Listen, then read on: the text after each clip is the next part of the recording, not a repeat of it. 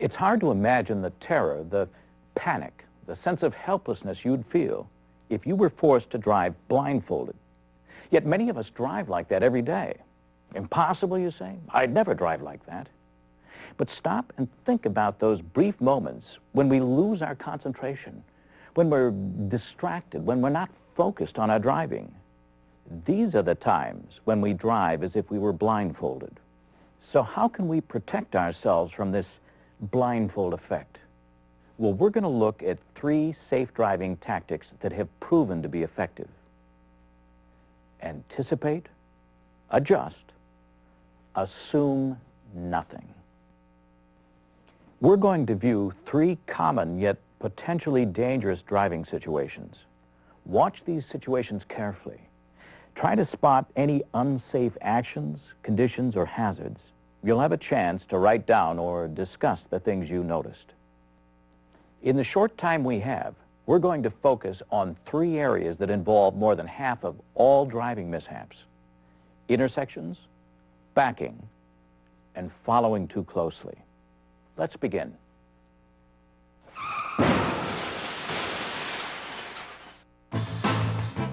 It seems like everyone's in a big hurry these days.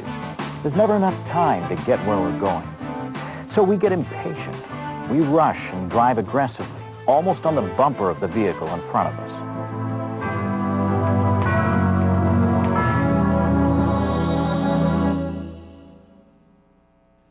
Now let's watch a driving situation that any of us could find ourselves in.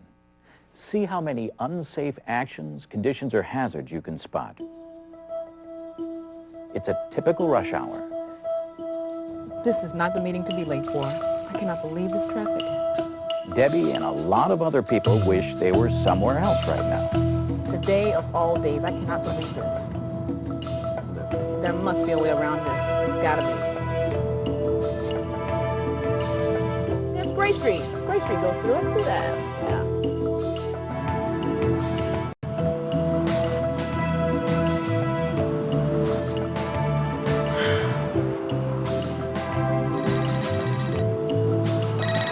There must be John wondering where I'm at.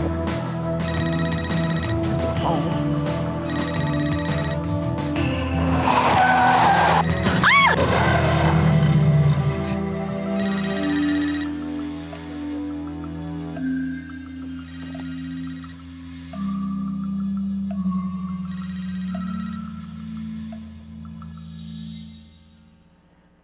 We're going to pause now so you can write down or discuss any mistakes, hazards, or unsafe conditions you noticed.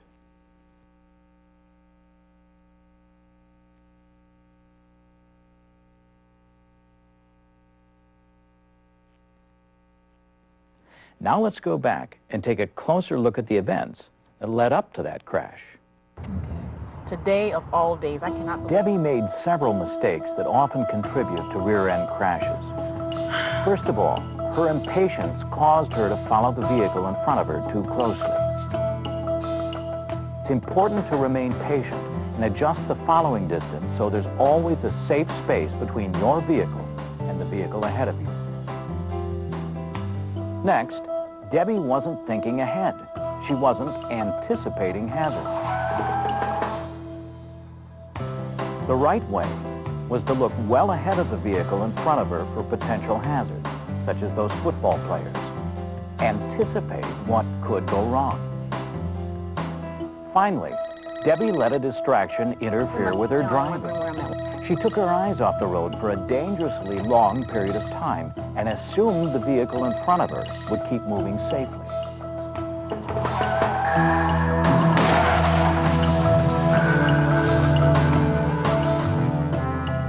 Debbie's mistakes caused her to drive as if she were blindfolded. Pay attention to what's happening ahead of you and don't assume the traffic will keep moving. Also, don't let distractions interfere with your driving. Whether it's a ringing telephone or a crying child, the safest thing may be pulling over and dealing with the distraction away from traffic. Now let's look more closely at some tactics that can help you and me avoid rear-end collisions. Probably the most effective technique we can use is called the 4-second following rule. Here it is. The minimum space you should have between your vehicle and the vehicle in front of you is the distance you travel in 4 seconds. Here's how it works. Identify a fixed object as the vehicle in front of you passes it. A lane marker, a sign, or a seam in the pavement will work fine. Count 1 1,000, 2 1,000, 3 1,000, 4 1,000. It should take at least 4 seconds for your vehicle to reach the object. The 4-second rule is valuable because it gives us the time to spot possible hazards and then make the necessary adjustments. When weather or road conditions are unfavorable, add at least 1 or 2 seconds to your following distance. Here's another incident that's all too familiar. You're following a vehicle at a safe distance when suddenly someone pulls into the space in front of you. Instead of getting angry, the safe thing to do is back off until you have 4 seconds of space in front of you. Another irritating situation is when a vehicle starts tailgating you. Don't let them distract you. Instead, find the nearest place where you can safely pull over to let them by. Following too closely is a serious problem, but these tactics can protect us. Anticipate problems. Look well ahead. Adjust. Use the 4-second following rule. Also, slow down and increase your following distance when weather, lighting, or road conditions are bad. Assume nothing, especially that traffic will keep moving smoothly. Avoid distractions. Stay focused on your driving.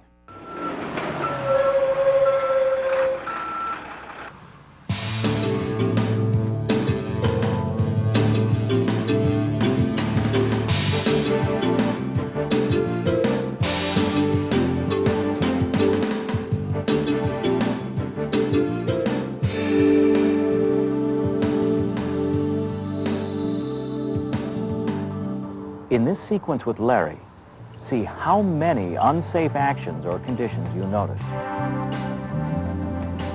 can't believe it. You can never find a parking spot when you need one. You can't beat the parking.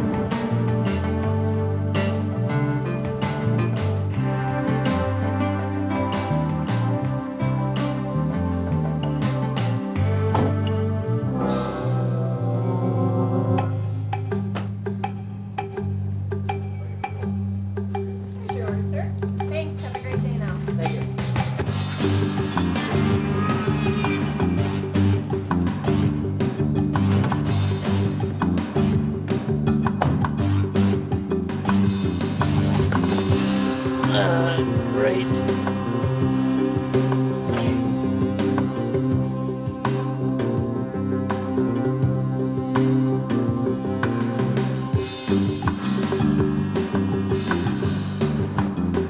Wrong way, buddy!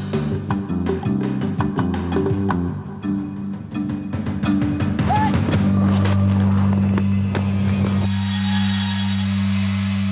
There were plenty of things that went wrong here. Let's take a moment for you to write down or discuss what you noticed.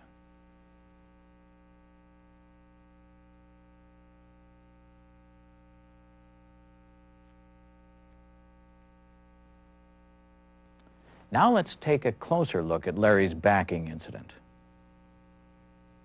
First of all, Larry was in such a hurry that he didn't take the time to look behind his van. The right way, before backing, check behind your vehicle for any hazards and look around for any pedestrians.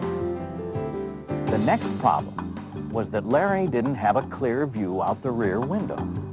The safe way is to load your vehicle or reorganize your load so you have a clear view. Here's another problem. Larry was distracted by his lunch and by the unsafe actions of another driver. Wrong way, buddy! The right way? Don't let yourself be distracted. After you've looked behind your vehicle, carefully check your windows and rear view mirrors. Don't delay.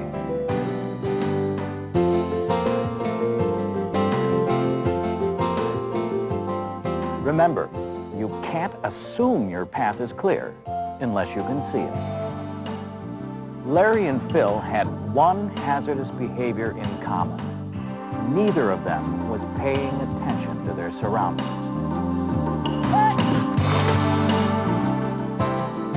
It's as if they were both wearing blindfolds. The right way is to be aware of your surroundings. Pedestrians should anticipate that vehicles might be backing. Look for brake or backup lights that are on. Drivers should anticipate where pedestrians or other vehicles might be coming from. Here are some other tips that can prevent backing mishaps. The safest way to park, even if it's further away, is so you can avoid backing altogether. This gives you the clearest possible view when you're leaving the parking place. Also, as an added safety precaution, more and more organizations are equipping their delivery vehicles with audible backup warnings. Let's keep these practical techniques in mind to prevent backing collisions. Anticipate.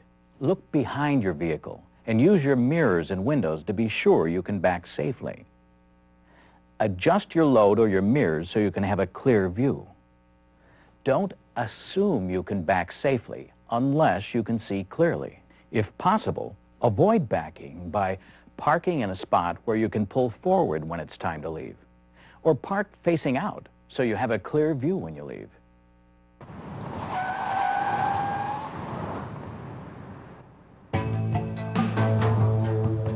Some of the most serious collisions happen at intersections.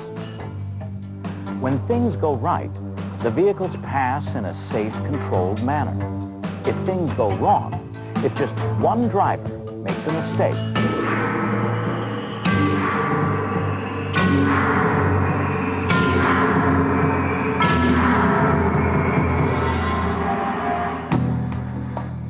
okay, see if you can spot the mistakes that Chuck makes as he approaches this intersection. Oh, great. I wish you thought about it a little bit earlier. Man, I'll be here all day in this traffic. Maybe I can get around this guy. Wow, light's changing.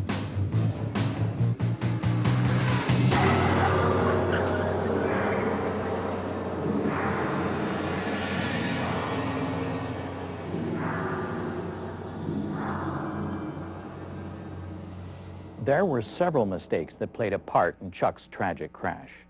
Let's pause a moment so you can discuss or write down the things you noticed.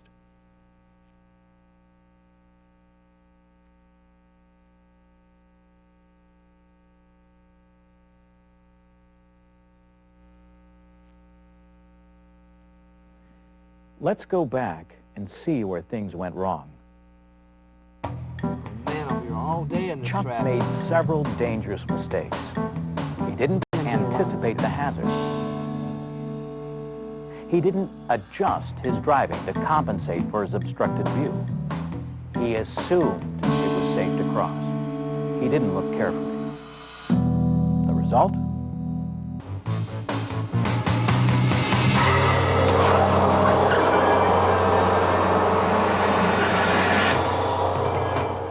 Chuck might just as well have been blindfolded. When your view is blocked by another vehicle at an intersection, pull forward until you're even with the vehicle. Look to the right and left until you have a clear view in both directions. Whoa, where are you going, buddy? Even when you have the right of way, anticipate that a vehicle could be coming through the intersection. It's frightening how often people run red lights. This documentary footage was shot in less than 2 hours on typical city streets. These scenes clearly show why it's so important to look carefully for other vehicles, to anticipate when we approach intersections. Intersections can be dangerous, but practicing these techniques can help protect us from those dangers. First of all, anticipate. Look for intersections as far ahead as possible. Next, be prepared to make adjustments, such as slowing down, or stopping, or taking evasive action. If your view is obstructed, slowly pull forward until you have a clear view.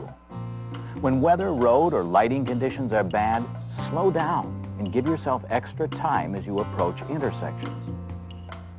Don't assume that you have the right of way or that pedestrians and other drivers will do the right thing. Collisions like the ones in this program happen every day. They can involve all kinds of vehicles, and they can happen under all kinds of conditions. What's most important is that every collision touches the lives of people like you and me. In a split second, people's lives can be shattered and forever changed.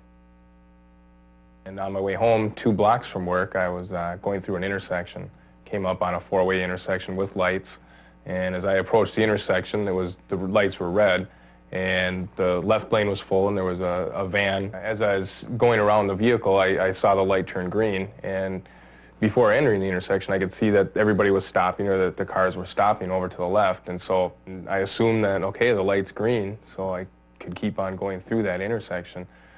And as I entered it, the car came through, another car came through at 65 miles an hour through the red light and broadsided me. When going around that pickup truck or that van or whatever, when going around that, if I would have slowed down a little bit extra and double-checked or triple-checked, 1 second of activity can change your life completely. No matter how strong a person you are, how smart you are, how good a job you have or whatever, that 1 second can wipe out everything in a moment. Every time we get behind the wheel and buckle our seatbelt, we take on a big responsibility. The responsibility to protect our safety, the safety of our families, and the safety of the people who share the road with us. Whether we're driving for work or personal reasons, and whatever kind of vehicle we drive, 3 important tactics can protect us and get us to our destination safely. Anticipate, adjust, assume nothing. The decision to use these tactics whenever we're behind the wheel may prove to be one of the most important decisions of our lives.